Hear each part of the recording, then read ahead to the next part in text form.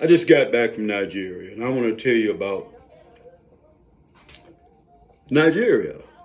I think something that every American needs to know that, I mean, Africa is a beautiful place, but it takes a long time to get there. It took me 18 hours, and I was on the Ethiopian airline going to the capital, and from the capital was 5 hours to Lagos, Nigeria, and I went there, and let me tell you, so you'll know, um, the electricity goes off. It might stay on 2 days, it might stay on 4 hours or whatever, but it goes off, and you have to have a generator in order to keep your electricity on. Now, here's the situation: they got towers above the house that water sets in on. I don't know how much is in there, 55 gallons, 100 gallons of water, but anyway, it takes electricity to put that water up in there. And when the electricity turns off, well, for a little while, there's still water to be able to come down. But once it go dry, you out of water. And now they have people on the streets that's selling water. And everybody have some type of container in their bathroom or their kitchen where they take buckets of water and fill it up when the water's on. So that way they got water when there's no water. And with me, that water is harsh. That's because I got sensitive skin, I guess. But when I take a shower, I was breaking out in rashes and everything. And I had to have this ingredients put in the water to like purify it. And after that, I was able to take a bird bath. I call it, because I'm taking a bath out of a bucket. Anyway, when the water's off, you ain't got nowhere to flush the toilet. All right, because you got to put buckets of water in there to flush the toilet, and you ain't got no water to do anything with. And basically, I was drinking bottled water and having my food cooked with bottled water because I couldn't. When they cook it with that regular water, it just does something to me. It didn't make me feel good. Seemed like my skin was drawn up and everything. I'm just exaggerating a little bit, but it seemed like it. And another thing is down there that I experienced was that people from their village, if they came and worked for them, they fed them. Yeah, yeah. If they came and worked for them, they fed them afterwards. And when I was down there, a lot of people wanted to visit me. Well, when people come and visit you, a lot of times you got to pay for them to get back home. So I was on the phone telling everybody, I said, well, how you doing? And they said, well, we're doing okay. We're going to come see you. I said, no, that's all right. Don't come and see me. Don't see me, all right? I said, I'll come and see you. I'm going to try to come and see you, but everybody don't come and see me. And that was another thing, you know what I mean? They have their customs, and they live by them. And right now, there's a lot of insecurity in the country.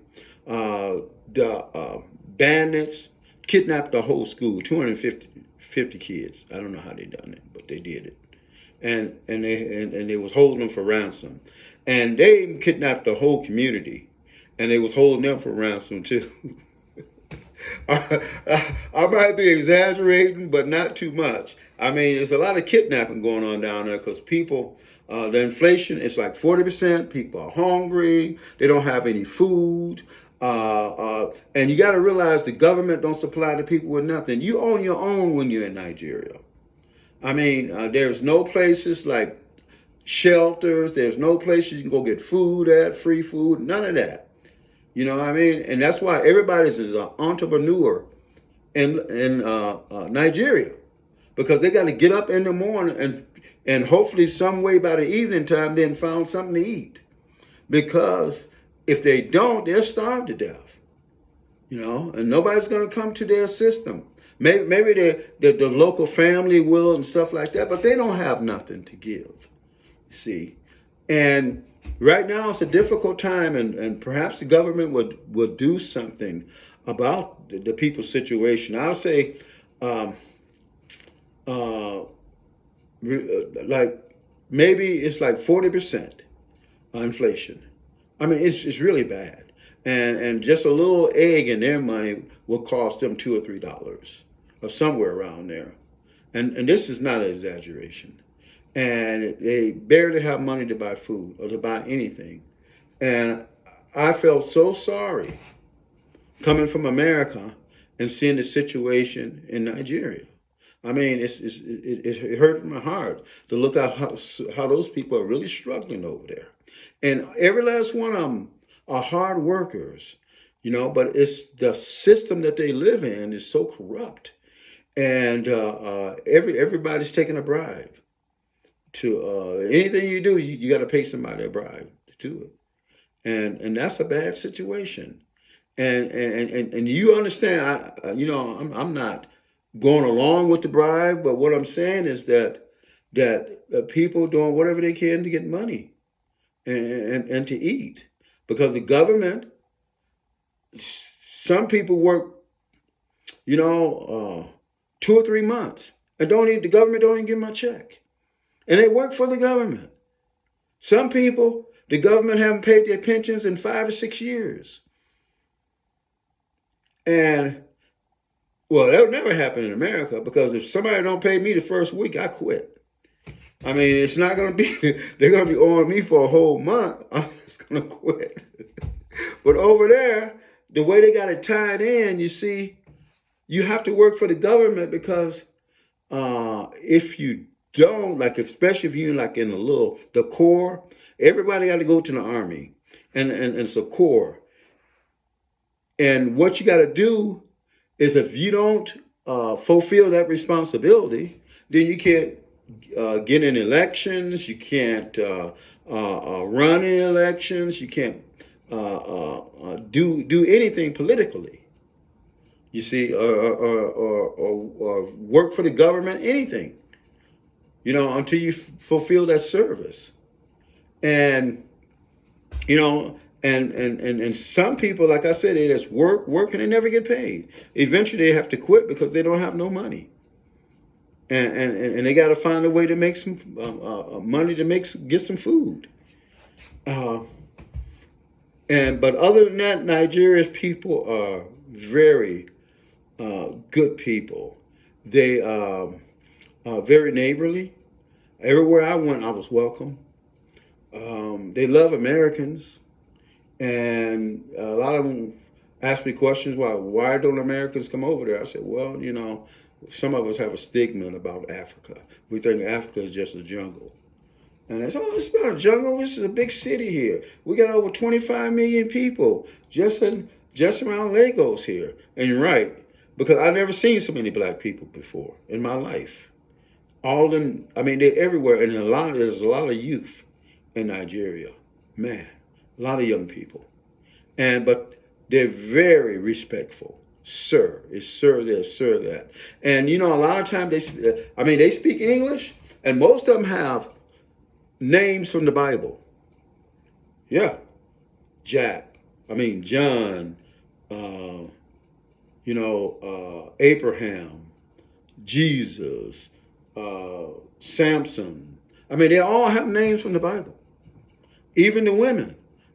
Princess Joy, Mary, Abigail. All Bible names. And a lot of times I have a little difficulty in understanding them, because it's, they have that British accent in their voice, but also they mix a little pig language in it. And they be speaking English, but I don't even understand what they be saying. I be saying, okay, yeah. They could be saying, we're going to kill you in a few minutes. I'm just saying, yeah. I'm just joking though. But other than the problems, like I say, with the water situation there going on, and they have electrical problem. They need a new electrical grid to be in place. because electricity goes off all the time. And when the electricity comes on, man, you can hear it. It's real loud. It's real. It's like, ow! And you know the electricity is coming. Even the little kids say, "Oh, the electricity is on now." You know. And but other than that, I'm gonna say it again. It's a beautiful place to go. The temperatures is like 85 degrees, and at nighttime it's like like we'll get down about 70, and it's like a real nice breeze in the evening. Always a beautiful breeze, and like I said, those people they have a lot of customs, and there's so many things that you would be amazed by if you just go over there and just to visit. Just take a little trip to Africa. You know what it cost me? It cost me like $1,200. You know, and if you're gonna want to go first class, you may have to spend like $1,400 or $1,500. But uh, that really isn't a lot of money, you know, because I'm not. I'm just saying. I used to spend that kind of money out on the streets and just running around doing little things. But like anything else, if you want to do it, you'll find the money to do it. And but I really enjoyed myself, and I'm back in America. Oh, yeah. But go to Nigeria and see how it is. Oh, and I like to say I don't have the rights to any kind of music. You know, because I don't want them to take me off Facebook. I don't, the music, I don't know what the music said. I wouldn't even listen to the music, but I have no rights to no kind of music. And y'all have a blessed day.